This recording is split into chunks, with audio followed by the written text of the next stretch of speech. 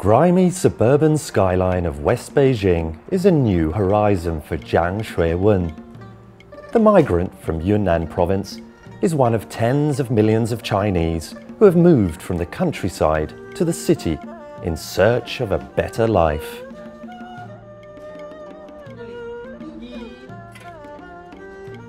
He and his family are part of a shift that is changing the world's appetite.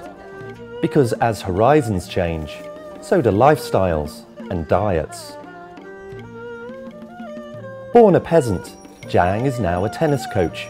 He has more money and new tastes. He used to grow food. Today he buys it. And he is no longer satisfied with vegetables for every meal. Now he wants meat.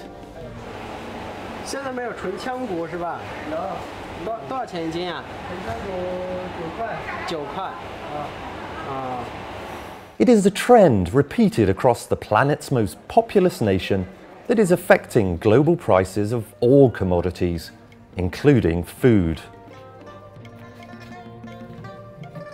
By Western standards, Jiang is a very modest consumer. His Beijing flat is small. The family are limited to one child. Their only home appliances are a fridge, a washing machine, a television and a computer.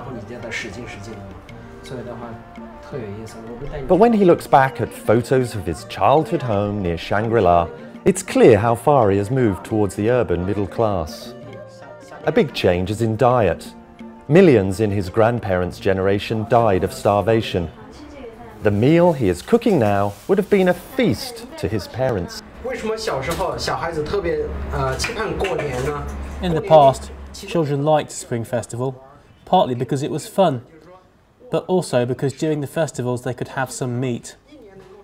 At that time, there were very few chances to eat meat.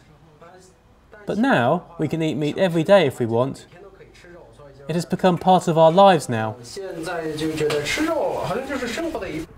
Since 1980, the average Chinese person's meat consumption has gone from 20 kilograms to 50 kilograms per year.